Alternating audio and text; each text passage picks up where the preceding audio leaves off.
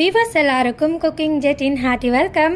இந்த வீடியோவில் பருப்பையும் தக்காளியும் வச்சு ஆந்திரா ஸ்டைலில் டொமேட்டோ பப்பு எப்படி செய்யறதுன்னு பார்க்க போகிறோம். இந்த டொமேட்டோ பப்பு வந்து ஒயிட் ரைஸு சப்பாத்தி இது ரெண்டுத்துக்குமே செம்மையான காம்பினேஷனாக இருக்கும். இதில் சமைக்கிற மெத்தடும் பார்த்தீங்கன்னா ரொம்ப சிம்பிள் தான், ஆனால் டேஸ்ட்டு ரொம்ப சூப்பராக இருக்கும். நீங்கள் ஒரு டைம் இதை வந்து வீட்டில் செய்து பார்த்தீங்கன்னா உங்களுக்கு கண்டிப்பாக பிடிக்கும், ஏன்னா அந்தளவுக்கு டேஸ்ட்டாக இருக்கும். ஸோ அதனால் ட்ரை பண்ணி பாருங்கள். இந்த டொமேட்டோ பப்பு ரெசிபி உங்களுக்கு பிடிச்சிருந்ததுன்னா மறக்காமல் லைக் பட்டனை தட்டி விட்டுருங்க. நம்ம சேனலில் எல்லா ஊர்களோட ரெசிபியுமே நான் அப்லோட் பண்ணுவேன்.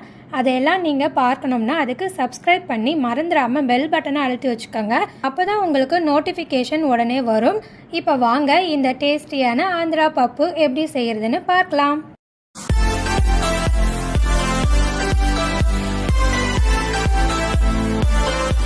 டொமேட்டோ பப்பு செய்யறதுக்கு 200 கிராம் பருப்பை நல்லா 3-4 வாட்டி கழுவிட்டு குக்கரில் சேர்த்துக்கங்க.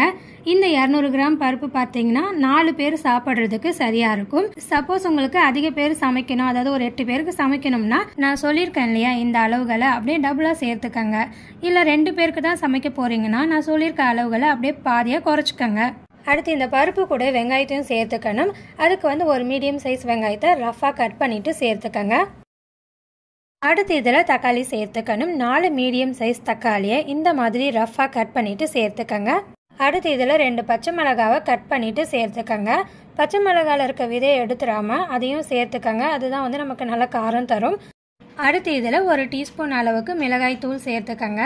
இதில் வந்து நம்ம வீட்டில் அரைச்ச மிளகாய் பொடி, சாம்பார் பொடி இந்த மாதிரி எதுவும் சேர்த்துக்கக்கூடாது, வெறும் மிளகாய் தூள் தான் சேர்த்துக்கணும். அதனால் அது மட்டும் சேர்த்துக்கங்க. அடுத்து இது கூட 1/4 டீஸ்பூன் மஞ்சள் பொடி சேர்த்துக்கங்க.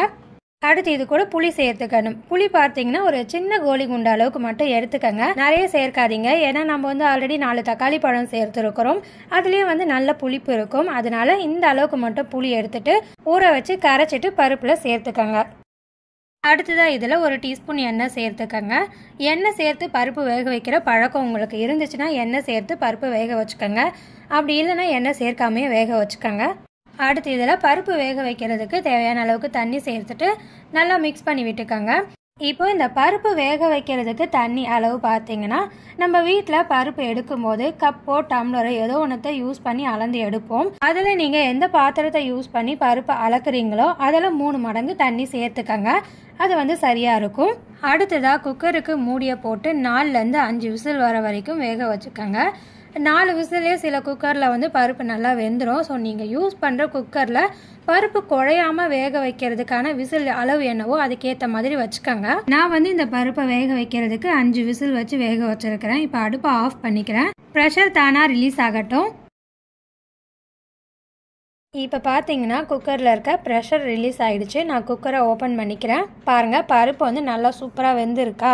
நான் உங்களுக்கு எடுத்து காட்டுறேன் பாருங்கள். பருப்பு வந்து குழஞ்சிடாமல் நமக்கு பார்வைக்கு வந்து பருப்பு முழுசாக இருக்க மாதிரி நல்லா தெரியுது, ஆனால் அதை பார்த்தீங்கன்னா நல்லா வெந்தும் இருக்குது. இந்த மாதிரி பதத்துக்கு பருப்பை வேக வச்சுக்கிட்டோம்னா தான் குழம்பு வந்து நமக்கு நல்லா டேஸ்டியாக இருக்கும். இப்போ இந்த பருப்பை நம்ம மசிச்சுக்கணும். இதுக்கு வந்து மத்து யூஸ் பண்ணி மசிக்கணும்லாம் இல்லை, நம்ம கரண்டிலே நல்லா மசிச்சுக்கிட்டோம்னா பருப்பு வந்து நல்லா மசிஞ்சிரும். அதனால நான் கரண்டிலே மசிச்சுக்கிறேன். இப்போ இந்த டொமேட்டோ பப்புக்கு பார்த்தீங்கன்னா தண்ணியோட அளவு வந்து எனக்கு சரியாக இருக்குது. அதனால நான் இதில் எக்ஸ்ட்ரா தண்ணி சேர்க்க போகிறதில்ல. ஏன்னா இந்த டொமேட்டோ பப்பு வந்து தண்ணியாக இருக்கக்கூடாது, ஓரளவுக்கு திக்காக இருக்கணும். இப்போ இந்த பருப்பில் இருக்க தண்ணி ஆறும்போது பார்த்தீங்கன்னா இன்னும் கொஞ்சம் திக்காகும், அது வந்து நமக்கு சரியான பதமாக இருக்கும். பருப்பை நான் நல்லா மிக்ஸ் பண்ணி விட்டுட்டேன். அடுத்ததாக தாளிப்புக்கு 2 டேபிள் ஸ்பூன் அளவுக்கு கடலெண்ணெய் சேர்த்துட்டு தாளிக்கிறதுக்கு 1 டீஸ்பூன் அளவுக்கு கடுகு சேர்த்துட்டு கடுகை நல்லா பொரிய விட்டுக்கணும். கடுகு நல்லா பொரிஞ்சிடுச்சு. அடுத்ததாக இதில் 1 டீஸ்பூன் உளுத்தம்பருப்பு சேர்த்துட்டு அடுத்து இது கூடவே 1 டீஸ்பூன் அளவுக்கு சீரகத்தை சேர்த்துட்டு அடுத்து இது கூட 2 காஞ்ச மிளகாவை இந்த மாதிரி உடச்சிட்டு சேர்த்துட்டு அடுத்ததாக இதில் 8 பல் பூண்டை இந்த மாதிரி தோலோட நச்சுட்டு சேர்த்துக்கங்க. அடுத்து கொஞ்சம் போல் கருவேப்பிலை இது எல்லாத்தையும் சேர்த்துட்டு 2 நிமிஷத்துக்கு மீடியம் அனலில் வச்சு வதக்கிக்கங்க.